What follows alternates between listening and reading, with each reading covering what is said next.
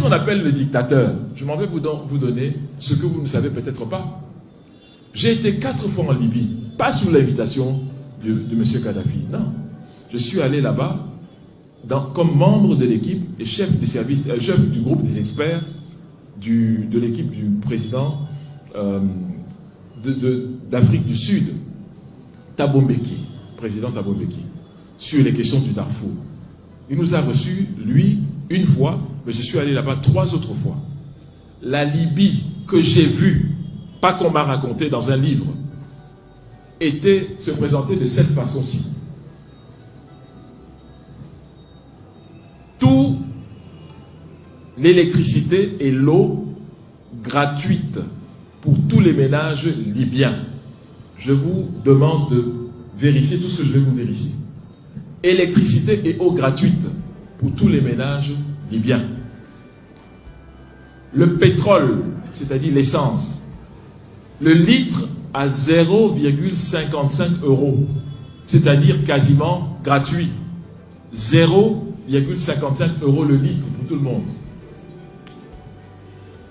Ce qui est mis à disposition de tous les étudiants libyens qui vont à l'étranger à partir de 1 500 $ de bourse chaque mois.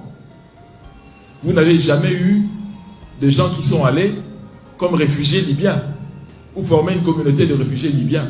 Pendant ce temps-là, les étudiants revenaient toujours.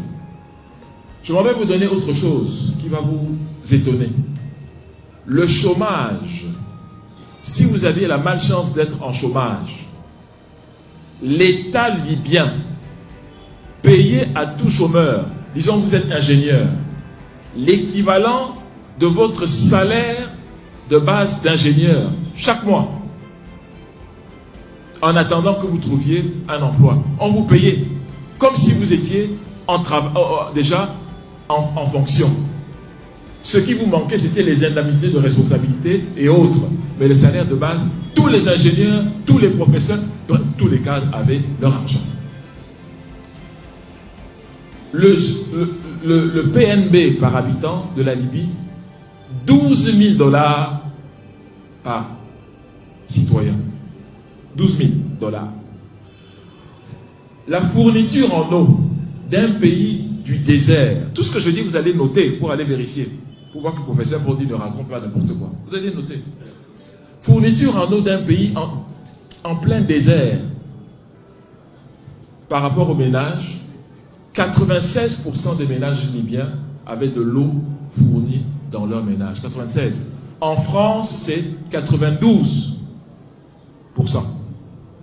Je termine avec une autre statistique. Chaque ménage libyen, c'était un droit d'avoir un logement, pas une faveur. L'État donnait un logement à chaque ménage libyen. J'ai dit à mes amis libyens que ce n'est pas possible.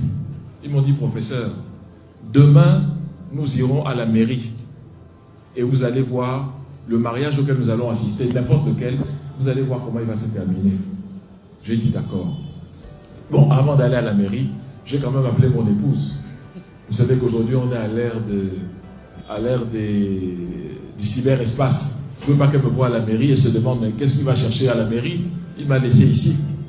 Donc, je l'ai appelé pour lui dire que je serai à la mairie demain de Tripoli, mais pour des raisons essentiellement professionnelles.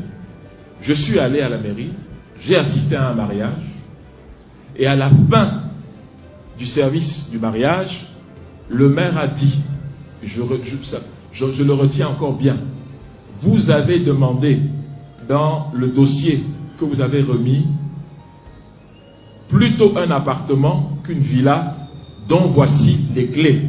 C'était devant moi, j'ai vu. Donc, voilà la dictature, mesdames et messieurs, dont on nous parle. Voilà le dictateur. Moi, je pense que beaucoup de gens aimeraient avoir un dictateur comme ça.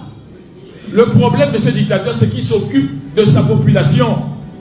Et il a refusé. Il a refusé de donner le pétrole libyen à ceux qui imposaient qu'on le leur donnât. Il a refusé cela. Voilà son crime. Il arrive le 1er septembre 1969.